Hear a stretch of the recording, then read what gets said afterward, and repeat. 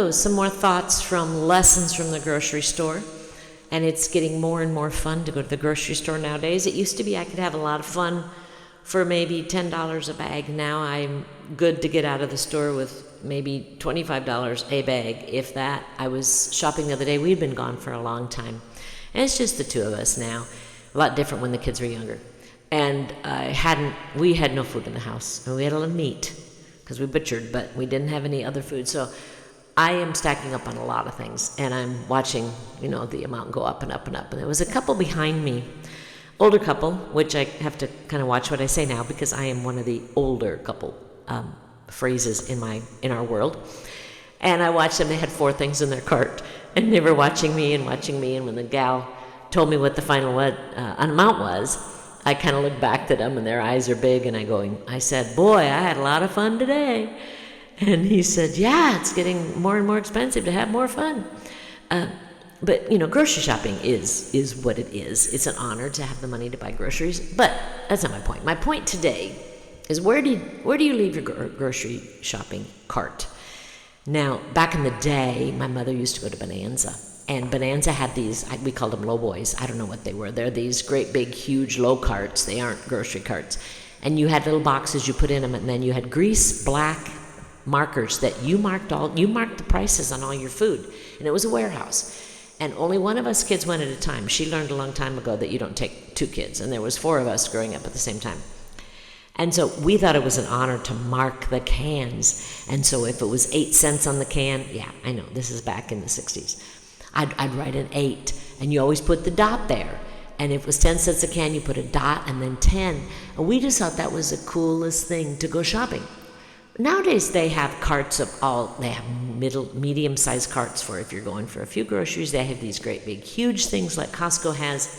They have the little tiny things that you grab if you're going just for a few things. And of course, then they have baskets. And now my daughter and daughter-in-law, they get to go shopping, and they have these carts with places the kids can sit. So shopping carts have been around for many years. But where do you leave your shopping cart? There's all sorts of signs in the parking lot that says we are not responsible for shopping cart damages shopping carts may make to your vehicle. Well, what they want to do is people put the shopping carts back in the little corral. Now, we used to think corrals were for horses. Oh no, they're for shopping carts. Where we find our integrity in life is things like that. Where did you leave your shopping cart? So what is integrity? Well, according to the dictionary, the word integrity means an unimpaired condition, soundness or wholeness, firm adherence to a code of moral values, incorruptible honor, the quality or the state of being complete or completeness. And the synonyms of integrity are honesty and unity. So there are patterns of unity, of integrity. And honesty and unity would be a part of that program. But your first ingredients in making anything, in your pattern of how you're going to live, is integrity. And I want you to think about sewing. My mother was a big sewer, and I have inherited a fabric store in my lounge. So sewing is in my mindset, not necessarily my first thing in life. But I know there's a few things. When we took sewing in 8th grade, and yes, we took sewing in school with Miss Wolf. That was her name. And we had a pattern. Now, you could choose not to cut things out according to the pattern. That was your choice. You had choices. But if you didn't cut out those little notches on the pattern, when you went to put your pattern together and it said match the notches, you couldn't match the notches because you chose not to follow the pattern.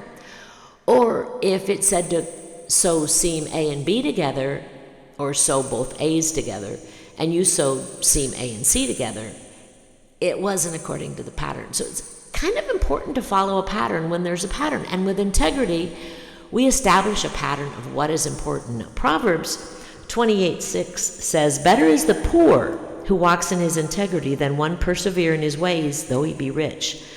Better is someone who has nothing, but has integrity, who has honesty, who follows the right order.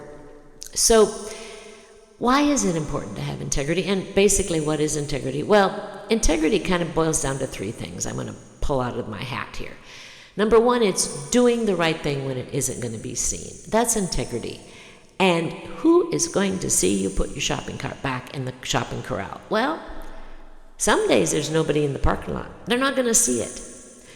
But that part of your inner being that says, this is the right thing to do, I'm putting my grocery shopping cart back where it belongs instead of just pushing it between the cars. Because what happens when you push it between the cars? You back out your car and you go on your merry way. And then I come, and my car is a little bigger than your car, and I have to stop and get out of my car and move the shopping cart before I can park my car. Or, I have never done this, and I don't think I would do this, I can just park my car and push the grocery cart into the next car. I have seen people do that. It's kind of sad. So integrity, number one, is doing things that are the right thing to do when you're not going to be seen. When nobody sees it, there's no glory in putting a shopping cart back. But it's the first step in being truthful and honest.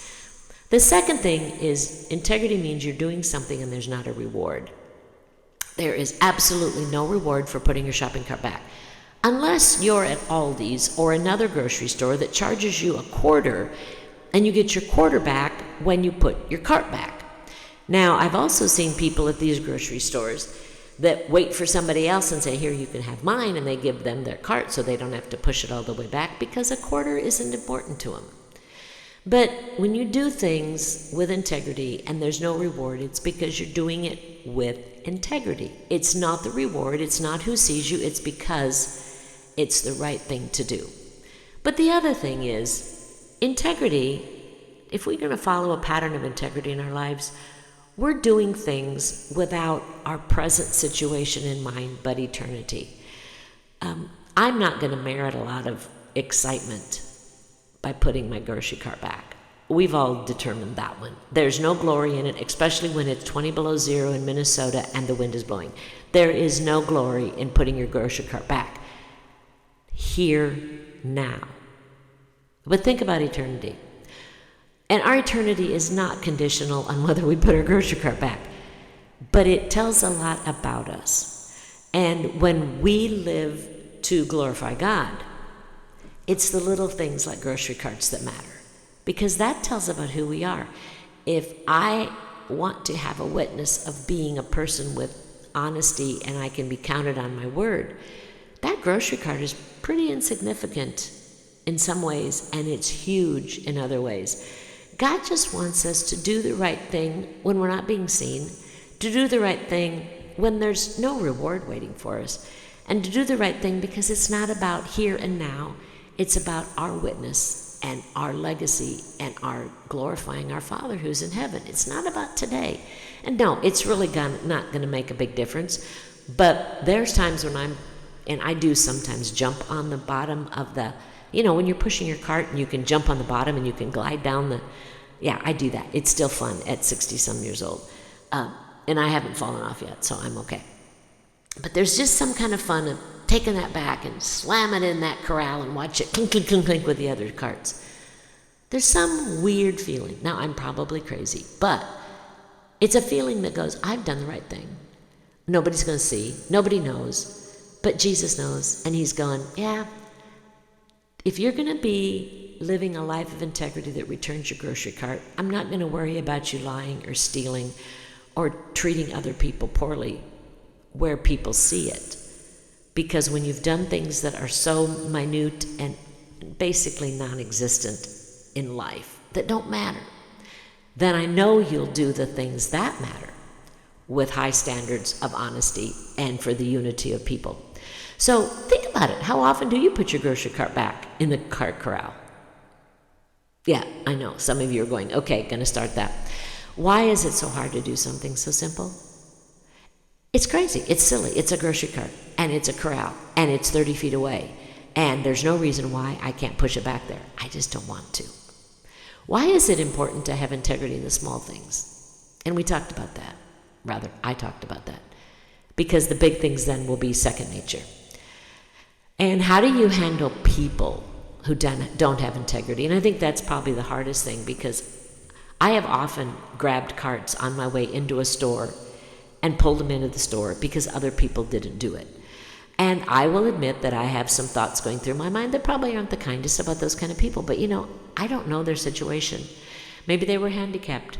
Maybe they had a kid screaming in the car and this was just one less battle. But I can pick up a cart that I see and move it. And when we think about the bigger things, go back to that pattern. And when we think about the things in life that God wants us to do, that how God wants us to live, there is a pattern to it. And if we start doing the first thing right, and we sow our first seam, when we cut the pattern out the way we're supposed to, everything else will fall into line. And Philippians 4 reminds us that all the things that whatever are of good, whatever, and he talks about all these things that line up with integrity. And it's basically going back to, if you do the things that don't matter, like putting your grocery cart back in the corral, then when the things matter, you will have a habit of integrity. Have a good day.